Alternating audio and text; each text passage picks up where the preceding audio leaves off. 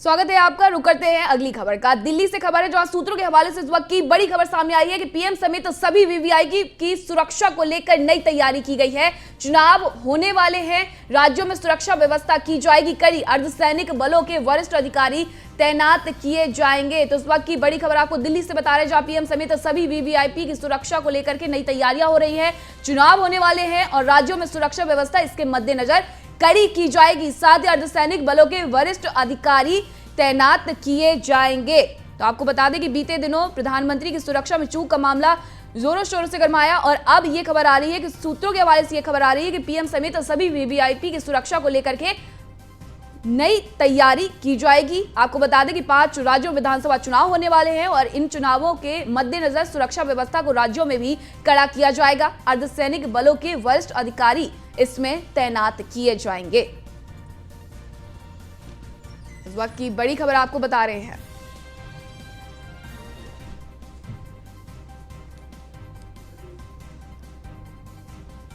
और पीएम की सुरक्षा चूक मामले में सुनवाई हुई है। सीजेआई एनवी रमन्ना ने बेंच ने मामले में सुनवाई की है। सुप्रीम कोर्ट ने जांच कमेटी बनाने का आदेश दिया है। रिटायर्ड जज की अध्यक्षता में जांच कमेटी बनेगी। कमेटी में डीजीपी चंडीगढ़, आईजी, एनआईए शामिल होंगे। जांच कमेटी में हाईकोर्ट के रजिस्ट्रार जनरल भी शामिल होंगे। इस वक्त की बड़ी खबर आपको बता रहे हैं। आपको बता दें कि प्रधानमंत्री की सुरक्षा में जो चूक हुई थी उसको लेकर के आज सुप्रीम कोर्ट में सुनवाई हुई है।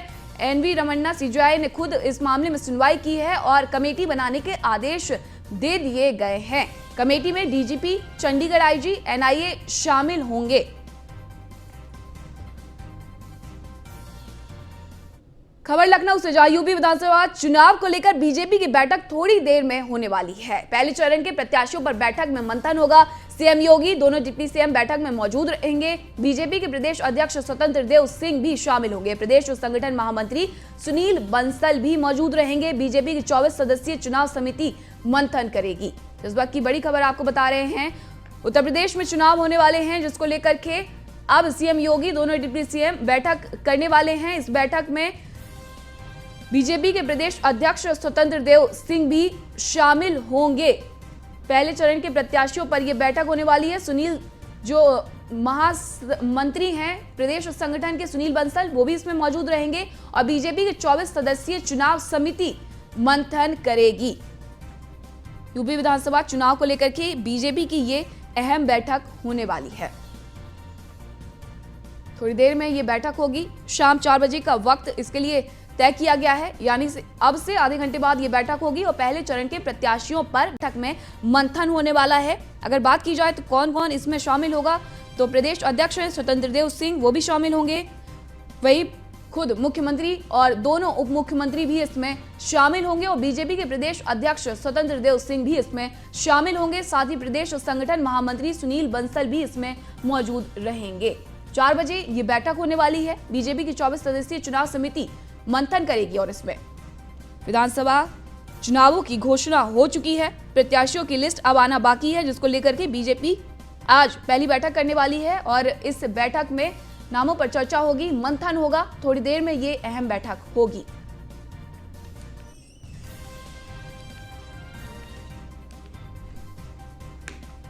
तो सीएम योगी, दोनों डिप्टी सीएम इसमें मौजूद रहेंगे। नामों पर चर्चा होगी। बीजेपी के प्रदेश अध्यक्ष स्वतंत्र देव सिंह भी इसमें शामिल होंगे।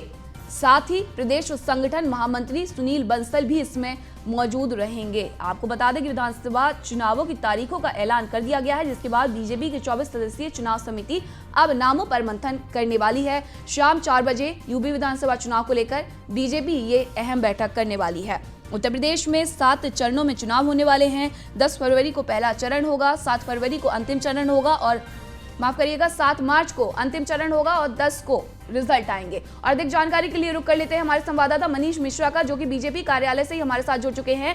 मनीष, आप वहां पर मौजूद हैं, बैठक थोड़ी देर में होने वाली है, क्या कुछ तैयारियां हो रही हैं, किन नामों पर संभावना बन रही है? समय दिया गया है बैठक के लिए, जिसमें आपको बता दें कि अब से कुछ ही देर में मुख्यमंत्री योगी आदित्यनाथ, दोनों डिप्टी सीएम यहाँ पहुंचने वाले हैं। मुख्यमंत्री का जो सिक्योरिटी प्रोटोकॉल होता है वो लग चुका है और अब से कुछ देर बाद कुछ ही समय में जो प्रदेश अध्यक्ष स्वतंत्र सिंह वो यहाँ पे एक प्रेस कॉन्फ्रेंस करेंगे। प्रेस कॉन्फ्रेंस के बाद वो अपनी जो बातें रखेंगे, उसके बाद ही 4 बजे से वो शुरू हो जाएगी। मुख्यमंत्री योगी आदित्यनाथ यहाँ पहुंचेंगे।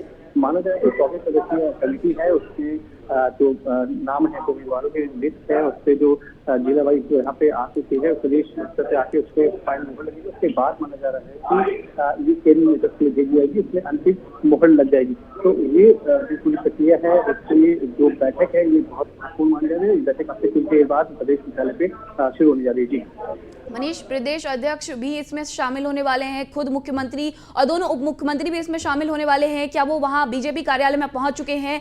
मीटिंग होना जो है, क्योंकि 4 बजे का वक्त दिया गया है, 3:30 अब बज चुके हैं। ये 3:30 बजे का वक्त किया गया है। उससे कुछ देर बाद पहले स्वतंत्र सिंह जो प्रदेश अध्यक्ष हैं, वो एक प्रेस वार्ता करेंगे, को संबोधित करेंगे। उसके बाद वो बैठक में जाएंगे।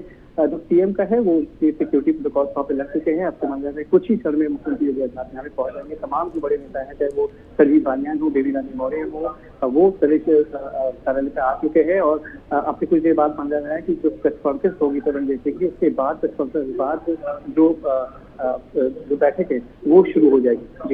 जी शुक्रिया मनीष आपका तमाम जानकारी के लिए।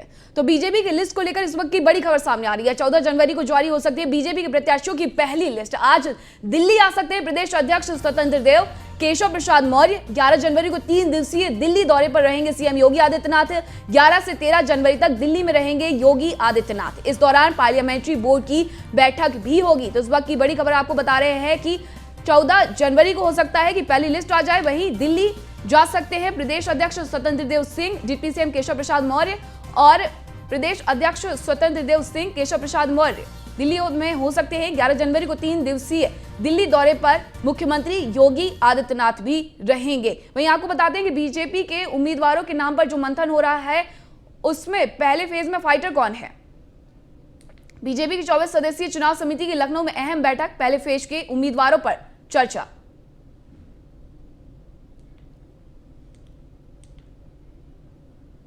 वहीं बैठक के बाद प्रदेश अध्यक्ष स्वतंत्र देव सिंह, डिप्टी सीएम केशव प्रसाद मौर्य दिल्ली आ सकते हैं। 11 से 13 जनवरी तक सीएम योगी, स्वतंत्र देव सिंह, केशव प्रसाद मौर्य दिल्ली में रहेंगे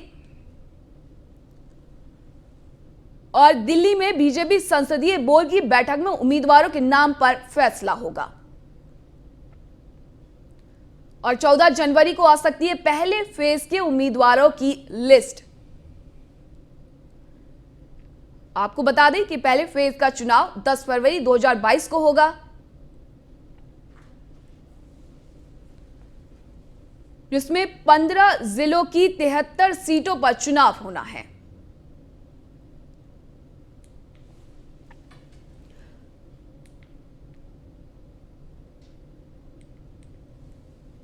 यूपी चुनाव में इस बार छोटी सियासी दल बड़ा उलटफेर कर सकते हैं। अपना दल और निषाद पार्टी जहां बीजेपी के साथ है, वहीं सपा के साथ आरएलडी है, सुभाषपा है, प्रसपा है। फिलहाल सीट शेयरिंग पर अभी मोहर लगनी बाकी है, लेकिन कांग्रेस और बसपा जो है वो अकेले ही चुनाव में ताल ठोकने का फैसला कर चुकी है। ये रिपोर्ट देखिए।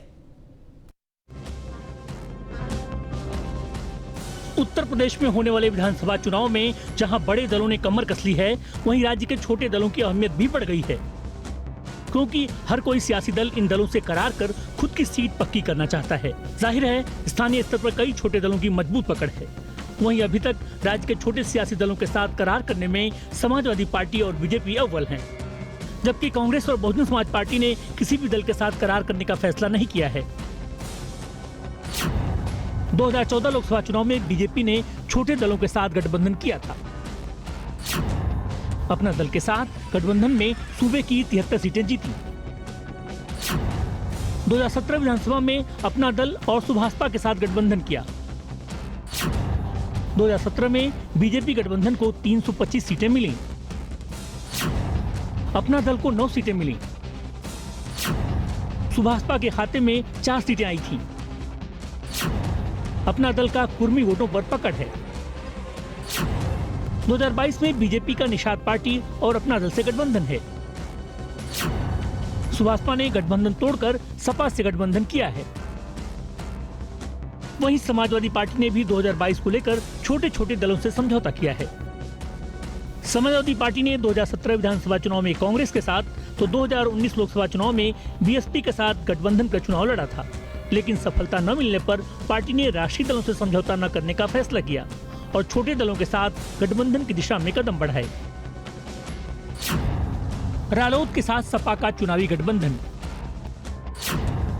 2017 में रालोद को महज एक सीट मिली थी। एसपी का सुभाषपा के साथ गठबंधन। पूर्वांचल में राजभर वोटों पर सुभाषपा की पकड़। शिवपाल सिंह यादव की प्रसपा से गठबंधन। चंद्रशेखर अमर से गठबंधन की उम्मीद। सपा ने कई और छोटे दलों से किए गठबंधन। बहरहाल कांग्रेस और बसपा सियासी गठबंधन से तो अलग हैं, लेकिन सपा और बीजेपी के लिए छोटे दलों के साथ सीट शेयरिंग में काफी माथापच्ची करनी पड़ सकती है, क्योंकि हर छोटा दल चुनाव लड़ने के लिए अधिक से अधिक सीटों की मांग कर रहा है। वहीं माना जा रहा है कि सपा प्रसपा के साथ गठबंधन की बात अंतिम चरण में है। गठबंधन में शिवपाल सिंह यादव को मिल सकती है 5 सीट। जसवंत नगर, गुन्नौर, भोजपुर की सीटें मिलने की संभावना। जसराना, मुबारकपुर की विधानसभा सीटें भी मिल सकती हैं। शिवपाल यादव खुद गुन्नौर से लड़ सकते हैं चुनाव। बेटे आदित्य यादव जसवंत नगर से चुनाव लड़ सकते हैं। बीजेपी को अभी अपना दल और निषाद पार्टी के साथ सीटों पर फैसला करना है। देखना होगा पार्टी अपना दल को पुराने समझौते का आधार पर ही सीटें देती है या कुछ और सीटें देगी। यूपी विधानसभा 2022 में छोटे दलों का क्या महत्व रहेगा, ये आने वाला वक्त बताएगा। पर अभी होड़ है कि छोटे दल किस तरीके से इन बड़े दलों के गठबंधन से जुड़ जाएं। जी हां, हम बात कर रहे हैं उत्तर प्रदेश चुनाव की और भारतीय जनता पार्टी और समाजवादी पार्टी की, जो सबसे ज्यादा नजर लगाए हैं इन छोटे दलों पे। हम बात करेंगे जाटलैंड के आरएलडी की या निषाद पार्टी या राजभर की सुबसा की। इन सब की निगाह लगी है बड़े दलों पे कि किस तरीके से इन छोटे दलों को अपने साथ जोड़ के 2022 के चुनाव को जीता जाए। हालांकि इनकी निगाहें भी लगी हैं किस तरह से बड़े दलों के साथ जुड़ के अपने आने वाले भविष्य को तय करेंगे। चुनावी तारीखों के ऐलान के साथ सभी दल अपनी जीत के दावे कर रहे हैं। खास बात यह है कि कोरोना की वजह से इस बार का चुनाव और चुनावों से बिल्कुल अलग रहेगा। जहां 15 जनवरी तक चुनाव आयोग ने जनसभा, बाइक, साइकिल रैलियों पर रोक लगा दी है, वहीं रोड शो पर भी प्रतिबंध लगा दिया गया है। आइए एक रिपोर्ट देखते हैं जिसमें नेता अपने अपने दल की जीत के दावे कर रहे हैं।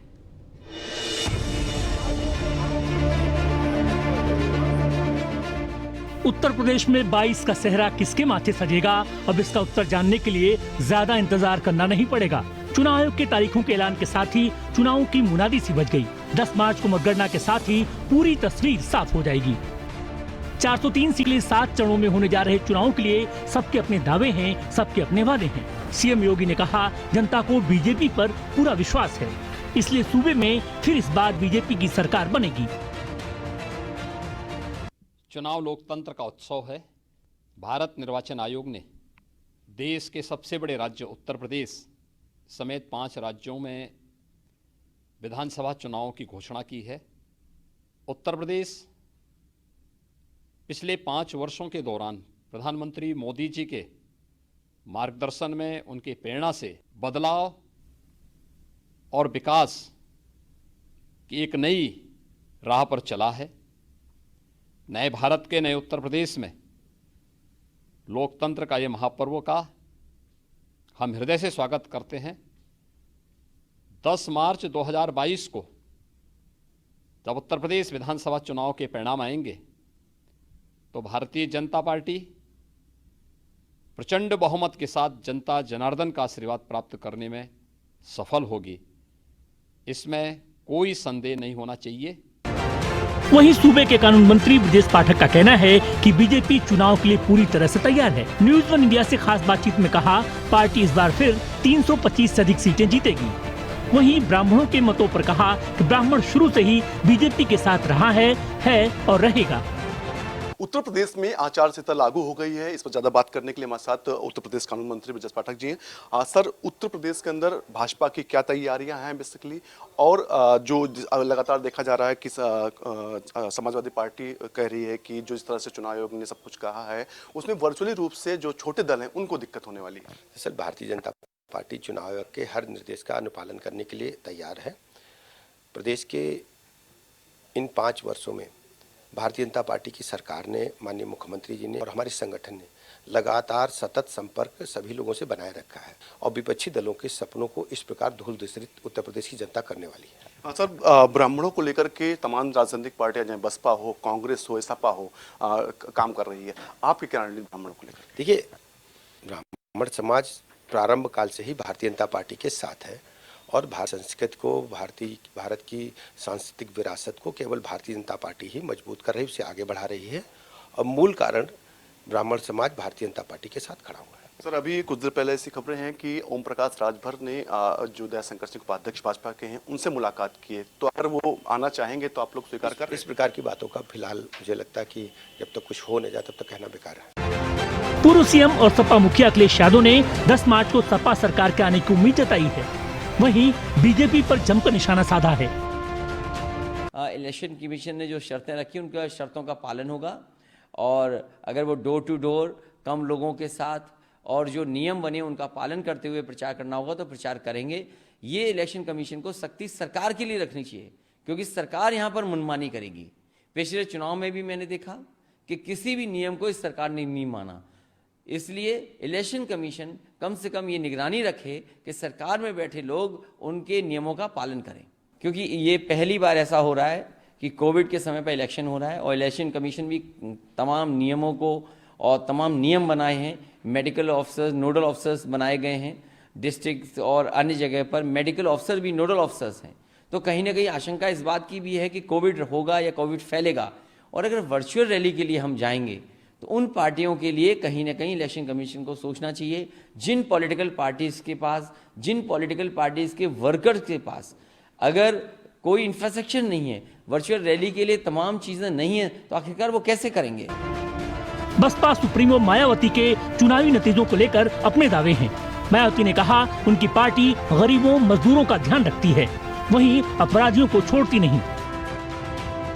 सन 2007 की तरह ही इस बार बीएसपी रेस में नंबर 1 पर ही आगे रहेगी और अपनी फिर से यहाँ अकेले अपने बलबूते पर ही पूर्ण बहुमत की सरकार जरूर बनाएगी।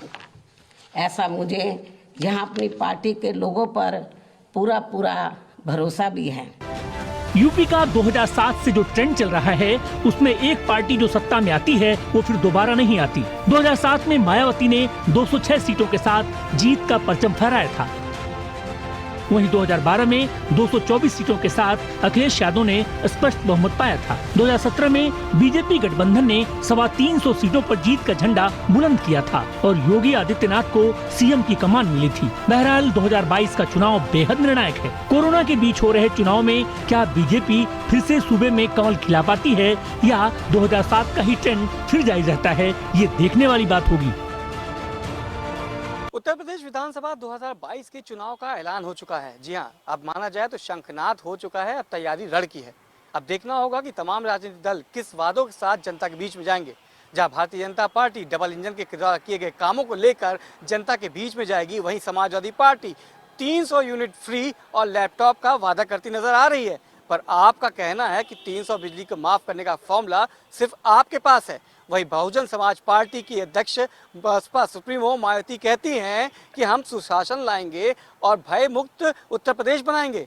तो कांग्रेस का दावा है कि 40% महिलाओं को आरक्षण की बात न केवल वोट में बल्कि और आने वाले दिनों में जो काम होगा उसमें भी 40% आरक्षण दिया जाएगा।